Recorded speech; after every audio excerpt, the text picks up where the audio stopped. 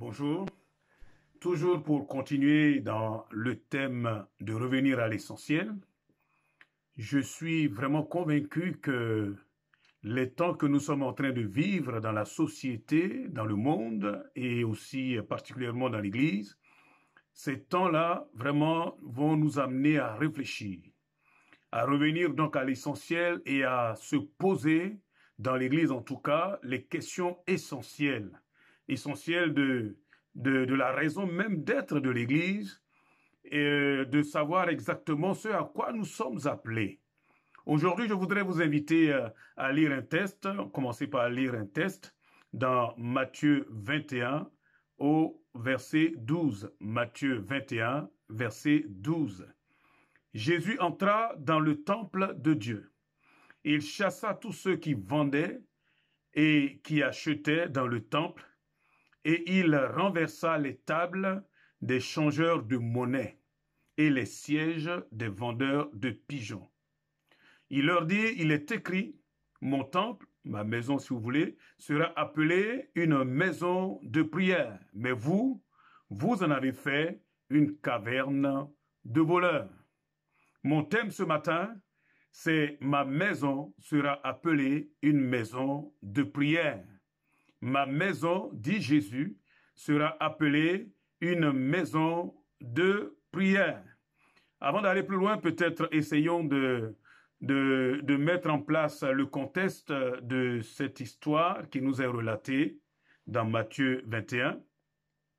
Il nous est dit dans les textes parallèles, par exemple dans Jean chapitre 12, à partir du verset 1er, que c'était 6 jours avant la Pâque et que Jésus était à Béthanie où il est allé justement passer la journée avec Lazare qu'il venait de ressusciter dans Jean chapitre 11, avec Lazare et ses sœurs. Et là, on lui a offert un repas. Marthe, sa sœur, qui est très active, était donc occupée à servir comme d'habitude. Et Lazare se trouvait là, à table avec eux. C'est là donc qu'on va voir le sacrifice de Marie, qui va venir avec un demi-litre de parfum de nard pur très cher, qui va donc casser ce parfum et le renverser sur les pieds de Jésus, lui essuyer les pieds avec ses cheveux. Et la Bible nous dit que la maison était remplie de l'odeur de ce parfum si cher. Et donc Jésus passe 6 jours avant la Pâque, il passe ce temps avec Lazare. Et donc on arrive au chapitre 12, verset 12. Il nous est dit le lendemain, de ce temps-là qu'il a passé à Béthanie avec Lazare et sa famille, le lendemain, une foule nombreuse de personnes venues à la fête apprirent que Jésus se rendait à Jérusalem. Elles prirent des branches de palmier et allèrent à sa rencontre en criant « Hosanna, béni soit celui qui vient au nom du Seigneur, le roi d'Israël. » Verset 14, Jésus trouva un âneau et s'assit dessus. Conformément à ce qui est écrit, « N'aie pas peur, fille de Sion, voici ton roi qui vient assis sur le petit d'une ânesse. » Donc là, on va assister à la rentrée royale de Jésus dans Jérusalem comme le fils de David, c'est-à-dire comme le roi Messie. Remarquez que cette fois-ci, Jésus ne va pas empêcher la foule de l'acclamer, de le recevoir de façon royale. Nous l'avons lu, hein? Les gens vont donc couper des branches de palmier, il y en a même qui vont étendre des vêtements sur le sol, et donc afin de pouvoir le recevoir. Le palmier c'est vraiment une plante qui est carrément assez particulier, qui est capable de plonger ses racines très profondément et donc capable de subsister, de résister même dans des situations, dans des conditions très dures. Par exemple, dans le désert, on trouve des palmiers et donc en ce sens-là, le palmier représente le salut. Amen.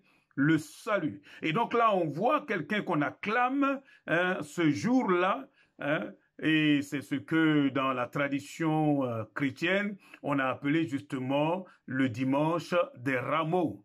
où Jésus entre de façon triomphale, de façon royale dans Jérusalem. Mais là, il rentre là comme le Messie, comme le roi, comme le fils de David. Amen. Alléluia. Et on se rend compte que alors qu'il rentre dans Jérusalem, le premier acte qu'il va poser, d'ailleurs il avait déjà posé dans Jean chapitre 2, au commencement de son ministère, et là il pose le même acte là alors qu'il s'en va vers la croix, l'acte fort qu'il va donc poser en ce temps-là, il nous est dit, et nous l'avons lu, il entre dans le temple. Il entre dans le temple. Il entre dans le temple pour le purifier. Parce que nous l'avons vu, il entre dans le temple et il va donc commencer à chasser ceux qui vendaient et qui achetaient dans le temple. Comment se fait-il que des personnes puissent vendre et acheter dans le temple? Bon, ce n'était pas très compliqué parce que le plus souvent, les pèlerins qui venaient jusqu'à Jérusalem venaient donc de très loin et donc il leur était permis dans le temple de pouvoir trouver sur place donc de quoi acheter pour les sacrifices. Par exemple, acheter des bêtes, des pigeons, des béliers même s'il le fallait, et puis aussi pouvoir échanger avec la monnaie locale pour pouvoir justement faire des affaires sur place. Le vrai problème, c'est que on va dire, ce commerce-là a pris le pas sur l'essentiel. Et je crois que c'est là que nous devons tirer vraiment notre instruction, notre enseignement pour aujourd'hui. Je vous rappelle mon thème, c'est la parole même de Jésus. Ma maison sera appelée une maison de prière. Et vous en avez fait une caverne de voleurs. Je crois que, comme je le disais en introduction, le temps est venu vraiment pour réfléchir vraiment à l'utilité, à la vision, à la mission de l'Église dans la société dans laquelle nous sommes aujourd'hui. Et je crois que quelque part, disons, cette situation qui nous est tombée dessus avec le coronavirus, vraiment quelque part est salutaire parce que, encore une fois, ça nous pousse dans nos retranchements et ça nous pousse à venir à la réflexion. Quand les choses vont bien, on bénit le Seigneur, on rend grâce à Dieu, mais quand on commence à voir des choses comme ce que nous voyons aujourd'hui, il est important de s'asseoir et de réfléchir, de prendre le temps de la réflexion.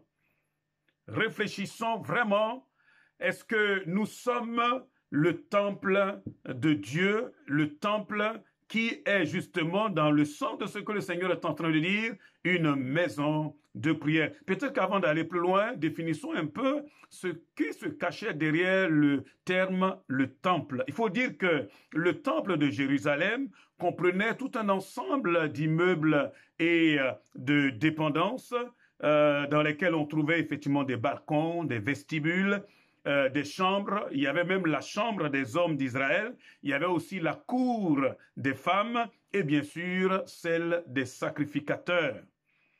Alors, bien sûr, à l'intérieur, il y avait aussi ce qu'on appelait le sanctuaire ou le lieu saint, qui est un édifice sacré, d'accord, et où seuls les sacrificateurs pouvaient justement entrer. Et puis, au plus profond, donc derrière le voile, il y avait ce qu'on appelle le Saint des Saints, le lieu très saint, si vous voulez, où seul le souverain sacrificateur, et une seule fois dans l'année, pouvait donc entrer pour effectuer l'expiation du peuple, justement le jour des expiations. Et il y avait effectivement, donc en dehors de tout ce que je viens de dire là, à côté de cela, il y avait des cours où Jésus et les apôtres parlaient et rencontraient leurs opposants. Et tout ça était considéré comme dans le temple. Donc, quand il est question du temple, c'est tout cet ensemble-là. Il y avait donc les cours du temple.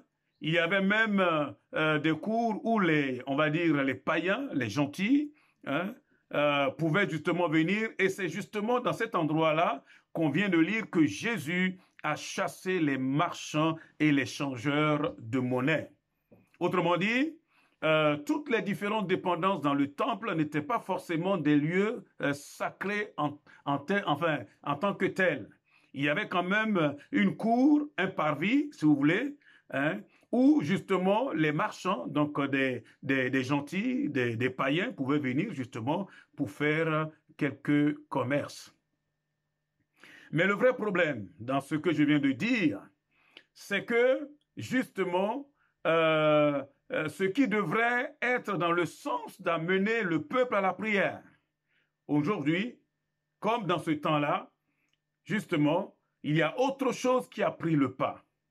Je vais vous dire quelque chose, tout commence par Dieu et tout finit avec Dieu. Notre existence ici n'est qu'une petite parenthèse. Nous commençons, nous naissons, nous venons et nous accomplissons notre mission, ou pas d'ailleurs. En tout cas, Dieu nous donne une parenthèse de temps dans laquelle nous pouvons justement servir à ses intérêts, et puis après, nous repartons à l'Éternel. Je crois que c'est ça qui est important. Le Seigneur dit clairement que le plus important ici, c'est que sa maison soit une maison de prière.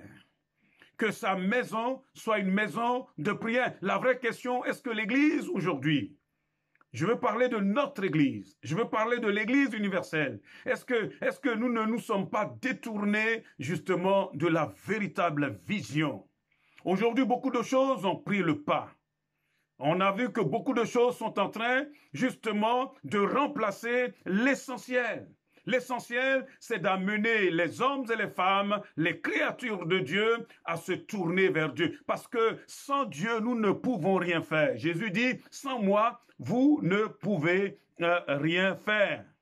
Paul dit dans 1 Timothée, chapitre 2, verset 1er, « J'encourage donc avant tout à faire des demandes, des prières, des supplications, des prières de reconnaissance pour tous les hommes, pour les rois, pour tous ceux qui exercent l'autorité, afin que nous puissions mener une vie paisible et tranquille en toute piété et en tout respect. 1 Timothée chapitre 2, j'ai lu les versets 1 et 2.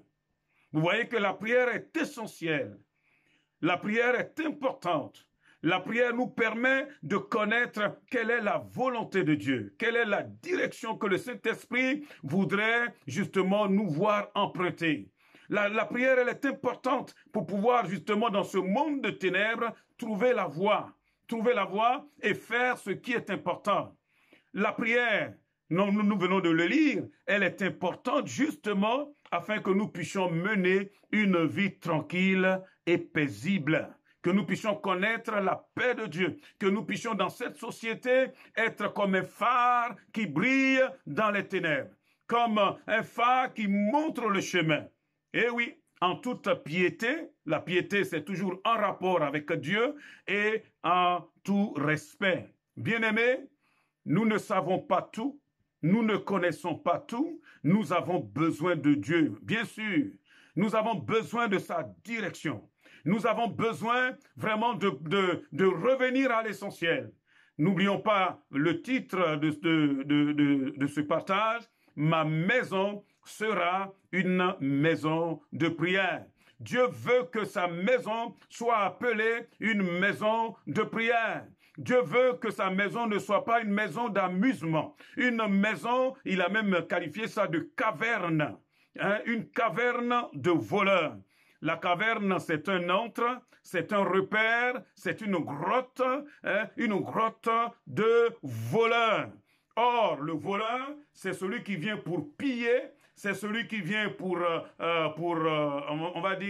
prendre ce qui n'est pas à lui. C'est celui qui vient pour détourner quelque chose de sacré de son usage légitime et initial.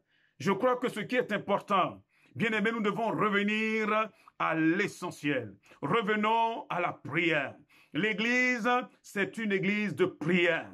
nous sommes le temple de Dieu, bien-aimés. Nous devons revenir à la prière. Bien-aimés, nous ne pouvons pas continuer après ce que nous sommes en train de vivre là, à marcher comme si nous n'avions jamais eu ces choses. Je crois que tout ce qui arrive, c'est de nature à nous amener à nous poser les vraies questions. Sommes-nous des hommes et des femmes de prière? La prière, parce que nous en avons besoin, parce que cette société en a besoin. La prière pour que Dieu puisse intervenir. D'ailleurs, quand on lit dans l'Ancien Testament, il est dit dans 2 Chroniques au chapitre 7, verset 14, en réponse donc à la prière de Salomon, qui venait de faire la dédicace du premier temple, dans 2 Chroniques au chapitre 7, verset 14, voici ce que Dieu dit.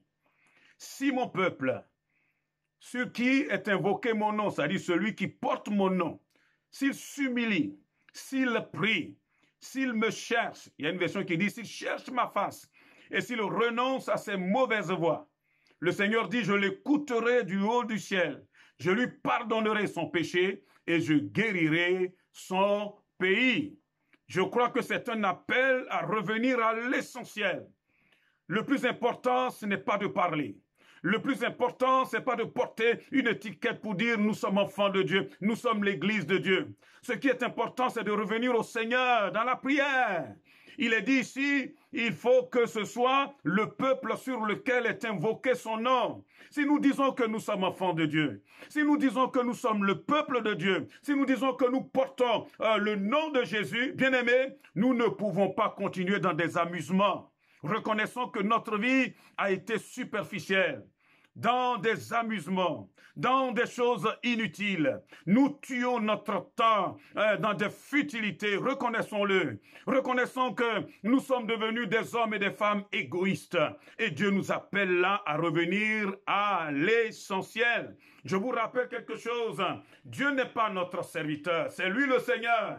Et dans Luc 6, 46, que nous avions partagé il n'y a pas très longtemps, le Seigneur dit, pourquoi m'appelez-vous Seigneur, Seigneur, et ne faites-vous pas ce que je vous demande de faire, ce que je vous dis. C'est lui notre Seigneur. Il nous demande là, dans 2 Chroniques 7, verset 14, il dit de revenir à lui. De revenir comment? Il dit, si mon peuple sur lequel est invoqué mon nom s'humilie, bien aimé, nous ne pouvons pas continuer comment on appelle ça, à faire les choses comme si c'était nous qui étions Dieu. Nous devons nous humilier. Nous devons reconnaître notre faiblesse, notre vulnérabilité. Bien aimé, nous ne sommes rien sans Dieu. La Bible dit, nous sommes comme une petite vapeur qui s'élève et qui demain disparaîtra. Arrêtons de penser que nous sommes plus spirituels que d'autres. Arrêtons de penser que nous avons la meilleure doctrine. Arrêtons ces choses-là qui nous enflent la tête et qui ne nous apportent rien. Normalement, la connaissance devrait nous apporter devrait nous pousser vers Dieu. Aujourd'hui, ce que je constate, c'est qu'on est en train de se glorifier parce qu'on a fait un peu d'hébreu ou de grec ou d'araméen. On est en train de se glorifier parce que Dieu nous a fait donner le privilège de comprendre un verset biblique. Et nous sommes là en train de rouler les mécaniques. Nous perdons du temps dans des futilités, alors que ce qui est important, c'est de revenir vraiment au cœur de Dieu. Et pour pouvoir trouver cela, nous avons besoin de nous humilier, bien-aimés, parce qu'il y en a un seul qui est le roi. Il y en a un seul qui est le Seigneur. Vous avez vu Jésus? Il entre dans Jérusalem et les hommes et les femmes, ils enlèvent leurs vêtements, ils coupent des branches de palmier et disent comme ça, Hosanna! Béni soit celui qui vient au nom du Seigneur. Amen. Hosanna. Hosanna, ça veut dire sauve, je te prie. Hosanna. Lui seul peut nous sauver. Lui seul peut nous libérer. Lui seul peut nous affranchir. Arrêtons de croire que nous savons tout, que nous connaissons tout, que nous sommes déjà arrivés. Paul dit, moi je fais une seule chose. Amen. J'oublie tout ce qui est en arrière. J'oublie les victoires d'hier. J'oublie aussi mes échecs d'hier. Et là, je fonce devant les yeux sur le but. Amen. Sur ce que Dieu m'appelle à faire. Et je crois que c'est notre prière. Amen. Nous fonçons devant. Alléluia. Au lieu d'être là en train de nous glorifier et de rouler les mécaniques, le Seigneur appelle son peuple à s'humilier. Amen. Le Seigneur appelle les pasteurs, les anciens à s'humilier, à reconnaître que nous sommes devenus orgueilleux, que nous sommes devenus vantards, que nous sommes devenus des êtres humains qui sont simplement des businessmen. Nous sommes là en train de faire du commerce. Dieu n'a que faire du commerce dans son temple. Amen. Et le pire, alors que le monde est en train de se mourir, alors que le monde est en train vraiment de souffrir, moi ce qui vraiment m'interpelle, c'est qu'aujourd'hui, vraiment, lorsqu'on ouvre les yeux et qu'on regarde, on se rend compte de quelque chose, c'est que l'être humain veut tellement épater la galerie qu'il va prendre Satan pour chasser Satan. Mon Dieu, qu'est-ce que c'est que ça? Alors que le monde est dans des besoins vraiment inextricables, alors que nous nous approchons du retour de Jésus, avec tous les signes qui ont déjà commencé. Bien aimé, ce n'est pas le moment de s'amuser, c'est le moment d'être vrai, c'est le moment de s'humilier, amen. C'est le moment vraiment là de mordre la poussière. J'ai vu quelques vidéos ces derniers temps où on voit des nations, où on voit des hommes d'État en train, à genoux là, en train de supplier Dieu d'intervenir. Parce que vous savez quoi? Païen ou pas païen, on réalise qu'on est complètement dépassé. On cherche des solutions. Et il n'y a qu'une seule solution qui peut nous aider, qui puisse nous aider. C'est vraiment le Seigneur Jésus. Hosanna! Béni soit celui qui vient au nom du Seigneur. Oh, sauve, je te prie. Lui seul peut nous libérer. Lui seul peut vraiment nous ouvrir les portes du ciel. Amen. Nous ne sommes que des voyageurs sur cette planète, s'il vous plaît. Et nous devons marcher là, vraiment connectés à Dieu, connectés à lui. Et c'est le rôle de l'Église, c'est le rôle de la maison de Dieu, c'est le rôle de l'Église de Goussainville, s'il vous plaît. Nous n'avons pas le droit d'être là en train de continuer à nous amuser. Nous n'avons pas le droit, nous n'avons pas le droit et nous n'avons pas le droit. Nous devons nous humilier, amen. Nous devons nous humilier dans nos maisons. Et nous humilier pour réaliser que si nous sommes avec femme ou avec mari, avec des enfants, bien aimé, il y a un but, amen, c'est d'amener ce petit groupe-là, cette maison-là au Seigneur. Et c'est dans la prière. Dans la prière. Reconnaissant que nous sommes devenus trop égoïstes.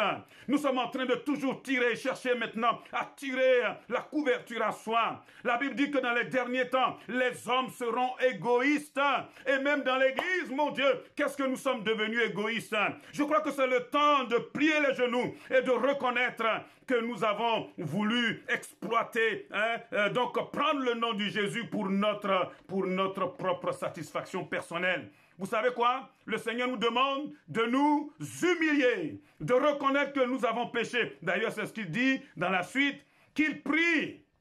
Il n'est pas dit ici qu'il vienne pour réciter des prières, mais qu'il apporte dans la vérité les vrais besoins. Amen. Seigneur, nous avons besoin de toi.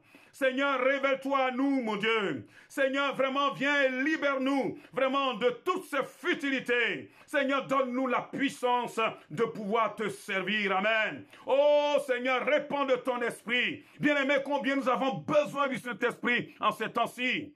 Et nous sommes là, en train de rouler les mécaniques. Le Seigneur dit, sans lui, nous ne pouvons pas y arriver. Mais il dit, lorsque le Saint-Esprit surviendra sur nous, nous aurons de la puissance. Amen. Et nous pourrons être des véritables témoins. La vision de l'Église, c'est une Église qui prie. C'est une Église qui intercède. Et une Église remplie d'esprit, de l'Esprit de Dieu, pour être des témoins authentiques dans cette société ténébreuse. Oh, bien-aimés, il faut que nous revenions au Seigneur avec des vraies prières. Amen. Souvent, lorsque nous sommes dans nos réunions de prière, nous amenons que le superflu, nous amenons que le bout de l'iceberg, mais nous n'osons même pas parler des vrais problèmes, s'il vous plaît. Nous sommes là en train de regarder mon petit doigt et je sais pas quoi d'autre, alors qu'autour de nous, la chose essentielle, la chose que nous ne pourrons pas refaire une deuxième fois, c'est le salut des âmes. Amen. Oh, bien-aimés, commençons à intercéder. Il faut que dans nos maisons, il faut que là où nous sommes à Goussainville, dans notre société, les gens entendent parler de Jésus. Amen. La vraie prière. Vous avez vu, il nous est dit, Paul nous disait dans 1 Timothée 2, de faire des prières pour tous ceux qui exercent l'autorité. Amen, pour tous les hommes, mais pour tous ceux qui sont élevés en dignité quelque part, afin que nous puissions mener une vie paisible et tranquille. Amen. Mais pour que ces personnes-là puissent aussi connaître Jésus, alléluia, nous devons revenir dans l'humilité. Nous devons revenir avec des vraies prières. Souvent, lorsque nous sommes à la réunion de prière, reconnaissons-le, nous sommes là en train de faire du boudaboum, badaboum. Eh bien aimé, c'est le moment de laisser tomber tout ce qui est du superflu. Nous sommes là simplement pour que les autres voient que nous savons. Oh, et puis quoi encore? Nous avons besoin de revenir dans la repentance, amen, et de nous humilier devant le Seigneur. Mon thème, c'est, le Seigneur dit, ma maison sera appelée une maison de prière. Une maison qui cherche Dieu. Il dit un peuple qui cherche sa face.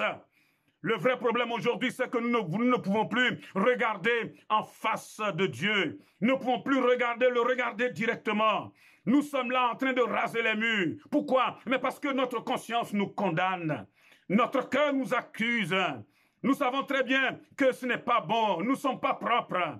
Nous ne sommes pas clean devant Dieu. Bien aimé, nous avons besoin de venir et d'oser regarder le Seigneur en face. Un peu comme le fils prodigue qui a dit, je me lèverai.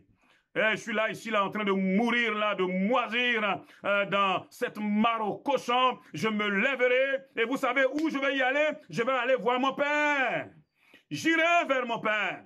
Et là, je vais le regarder les yeux dans les yeux, comme on dit. Et je vais lui dire, Père, pardonne-moi, j'ai péché contre toi et contre le ciel. Oh, il faut que l'Église apprenne à revenir dans la repentance. Amen. Dans la repentance, là où on cherche la face de Dieu. Là où on ne cherche pas à cacher les choses. Eh bien aimé, où est-ce que nous pouvons nous cacher devant la face du Seigneur?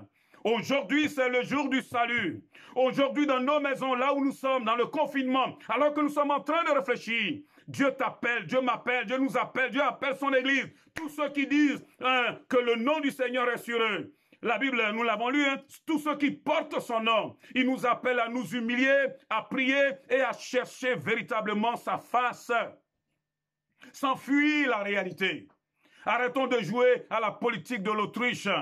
Nous avons besoin de Dieu. Amen. Nous avons besoin que sa face puisse briller sur l'Église. Une Église qui n'a rien à cacher. Une Église qui se lève véritablement et qui rentre dans la présence de Dieu. Amen. Une Église qui cherche Dieu. Oh, bien-aimé, c'est le temps de chercher Dieu. Ce n'est pas le temps d'être là en train de regarder, d'être encore dans les futilités.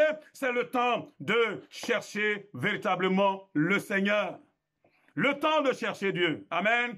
Il dit, si mon peuple, celui qui est invoqué mon nom, s'il s'humilie, s'il prie, s'il cherche ma face, et s'il renonce à ses mauvaises voies, s'il se détourne de ses mauvaises voies, vous savez quoi? Nous ne pouvons pas continuer à marcher comme nous avons marché avant cette tragédie. En tout cas, pour ceux qui seront encore là. Nous devons nous détourner. Ça s'appelle la repentance. Nous devons revenir à l'essentiel.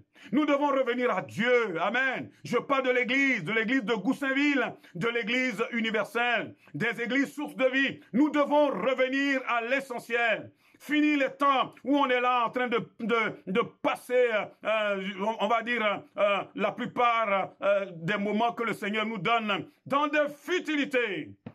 Franchement, c'est le moment d'arrêter tous les badaboum. C'est le moment de revenir à l'essentiel. C'est le moment d'arrêter tous les amusements, amen, qui nous font perdre un temps précieux pour rien. C'est le moment d'arrêter ces réunions à rallonge qui ne nous apportent rien. Je crois que l'essentiel, c'est que nous puissions avoir de plus en plus de réunions de prière, à commencer par les anciens, à commencer par les pasteurs, à commencer par l'Église, des vraies réunions de prière. Amen. Oh Seigneur, enseigne-nous à prier. Enseigne-nous à prier, amen. Enseigne-nous à prier, Seigneur, alléluia. Des vraies prières, oh Seigneur, où on ne rase pas les murs, où on cherche le cœur de Dieu. Je crois que c'est ce que Dieu attend de nous. Une maison de prière, alléluia. Et il renonce à ses mauvaises voies. Nous devons couper avec, je faillis dire, tout ce temps-là où on était là vraiment. On ne sait même plus si c'est le peuple de Dieu ou bien si c'est le monde. On ne sait même plus discerner le monde du peuple de Dieu et vice-versa. On est mélangé, bien aimé. C'est le moment de se relever. C'est le temps du réveil. Parce que vous savez quoi? Jésus revient. Jésus revient. Jésus revient. Jésus ne vient pas pour prendre une église molle. Jésus ne vient pas pour prendre une église qui n'a rien à faire, qui perd son temps dans des futilités. Jésus revient pour prendre une église solide, une église qui prie, une église qui lève les mains, amen, lavée dans le sang de l'agneau. Oh, c'est le moment de recourir à la prière, amen, la vraie prière, celle qui fait qu'on s'humilie, on cherche vraiment le cœur de Dieu, on le regarde face à face et on élève les mains purifiées dans le sang de l'agneau. Amen. Je crois que c'est ce que Dieu attend de nous. Une église de prière. Amen. Revenons à cela. Vous savez, ça a été le dernier acte marquant du Seigneur. Il est rentré dans le temple et il a chassé tous ces vendeurs. Chassé, c'est-à-dire qu'il a usé de violence. Il les a mis dehors. Et je vais vous dire quelque chose, la Bible dit clairement dans le livre de l'Apocalypse, dans le dernier passage, on retrouve encore un terme qui lui est semblable. Eh oui, ce Jésus que nous voyons, qui est tout gentil, ce Jésus que nous avons vu dans son ministère terrestre, qui était là, un homme doux, calme, paisible. Je vais vous dire quelque chose, il y aura aussi des temps, vraiment, où nous n'allons même pas le reconnaître au jour du jugement. Nous allons voir un Seigneur qui est véritablement le roi des rois et le Seigneur des seigneurs. Amen. Et le Seigneur des seigneurs. Regardez, Apocalypse chapitre 22. Je lis à partir du verset 14. Heureux ceux qui lavent leurs robes afin d'avoir droit à l'arbre de vie et d'entrer par les portes dans la ville. Verset 15. Dehors les chiens, les enchanteurs, les impudiques, les meurtriers, les idolâtres, et quiconque aime et pratique le mensonge. Eh oui, et c'est Jésus qui parle là, par la bouche de son serviteur Jean. Il dit, heureux ceux qui lavent leur robe, ceux qui sont capables de venir avec leur cœur dur et dire, Seigneur, mon cœur est dur, j'ai besoin de toi. Vous savez quoi? L'Église a besoin d'un seul message aujourd'hui, la repentance. Revenir à Dieu et laver nos cœurs et nos robes et notre vie dans le sang de l'agneau. Amen. Afin d'avoir droit à l'arbre de vie et d'entrer par les portes dans la ville. Il y a une ville, mais pour les vainqueurs. Il y a une ville que le Seigneur a préparée pour des vainqueurs, non pas pour les losers. Non pas pour ceux qui sont là et qui se la racontent. Non pas pour ceux qui sont là et qui sont là en train de chercher à tirer la couverture vers eux. Vous savez ce que Dieu cherche?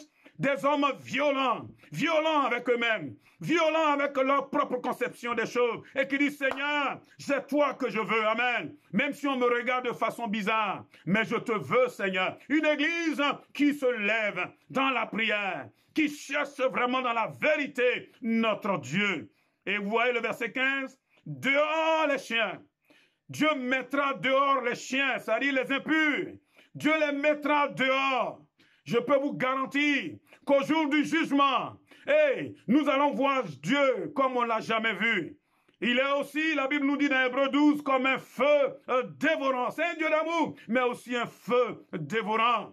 En attendant, l'église de Goussainville, l'église universelle, doit se lever, alléluia. Vous voyez là, il est dit des enchanteurs, les sorciers, les impudiques, de ceux qui sont là dans des rapports sexuels illicites. Vous pouvez mettre tout le nom que vous voulez. Dieu n'est pas d'accord, il mettra dehors tous les adultères. Eh oui, c'est ça la vérité. C'est le moment de lever nos mains et dire, Seigneur, je suis dans l'adultère, j'ai besoin de ta grâce. Délivre-moi, délivre-moi. Alléluia. Oh, bien-aimé, il n'y aura aucun impudique dans le royaume de Dieu. Les meurtriers, tous ceux qui sont là en train de faire du mal, faire couler le sang. La Bible dit que lorsque nous n'aimons pas les frères, nous sommes nous aussi des meurtriers. Nous devons nous aimer, bien-aimés, aimer vraiment, non pas avec des paroles mielleuses qui n'apportent rien, mais nous devons nous aimer vraiment, comme Christ nous a aimés. Alléluia. Comme Christ nous a aimés. Les meurtriers, les idolâtres, et quiconque aime et pratique le mensonge. Il n'y aura aucun menteur dans le ciel. Il n'y aura aucun magicien dans le ciel. Il n'y aura aucun sorcier dans le ciel. Vous savez quoi? Le Seigneur va les chasser comme il a chassé ces marchands-là du temple. Oh, c'est le moment de relever la tête et de revenir au Seigneur. Oh Seigneur, alléluia. Oh Seigneur. Oh, je crois que le temps est venu de revenir à l'essentiel. L'essentiel, c'est de faire de l'Église du Seigneur la maison de prière. La maison de prière. La maison de prière. La véritable prière. L'Église en a besoin. Fini tous les temps qu'on perd vraiment dans des choses qui ne nous avancent à rien. Je propose que nous puissions prier, que nous puissions revenir à l'essentiel. Vous voyez ce que le Seigneur promet? Il dit je l'écouterai du haut du ciel. Combien de fois nous avons crié, Dieu ne nous a pas écoutés. Vous savez quoi? Mais parce que nous n'étions pas bien. Parce que nous étions là dans des choses qui n'étaient pas à la gloire de Dieu. Il dit, je l'écouterai du haut des cieux. Et notre prière, c'est que Dieu puisse nous écouter. Mais nous avons des choses à arranger dans notre vie, à commencer par les pasteurs, à commencer par les anciens. Nous avons des choses à arranger dans notre cœur. Amen. À revenir au Seigneur, véritablement. Et à commencer donc par tout le monde, tous ceux qui s'appellent du nom de chrétiens. Nous avons besoin de revenir à l'essentiel. Oh, il dit, je l'écouterai des cieux. Je lui pardonnerai son péché. Et le Seigneur est capable de nous pardonner. Même si nous avons fait des choses atroces, le Seigneur veut nous remettre sur les rails. Le Seigneur veut vraiment guérir non seulement le pays, mais guérir son Église. Je vous invite à prier. Nous en avons besoin.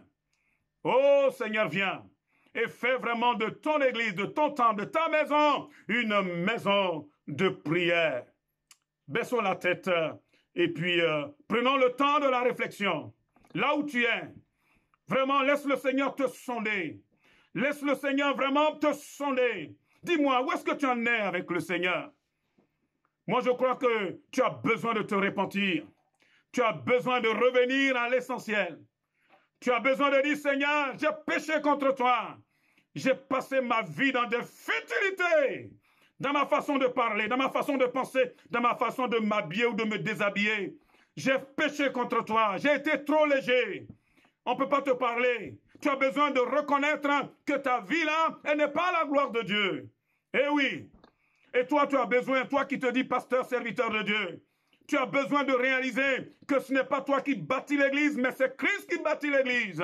Et ce Christ-là nous dit, sa maison, c'est une maison de prière. Amen. Et nous, les personnes, devons être de ceux qui sont les premiers dans la prière. Je crois que c'est le moment de laisser tomber nos diplômes, nos galons, et de plier les genoux et de dire, Seigneur, épargne ton peuple, alléluia. Sauve cette nation. Nous avons besoin de nous convertir. Et toi qui ne connais pas Jésus, laisse-moi te dire quelque chose. Nous l'avons lu dans Apocalypse chapitre 22, verset 15. Dehors les chiens.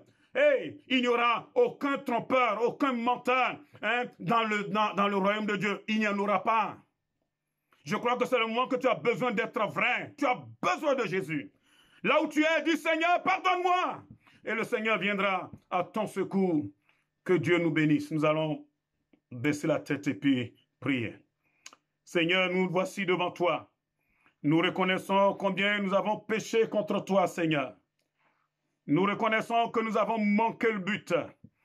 Nous reconnaissons que nous avons passé tellement de temps dans des futilités, Seigneur. Nous demandons ta grâce. Nous demandons ton secours, Seigneur. Pardonne nos péchés. Guéris, mon Dieu, ton Église. Guéris, Seigneur, cette nation. Et fais du bien à ton Église au nom de Jésus. Seigneur, sauve les cœurs. Oh, que nous ne soyons plus les mêmes. Mais fais de nous, Seigneur, une maison de prière. Amen.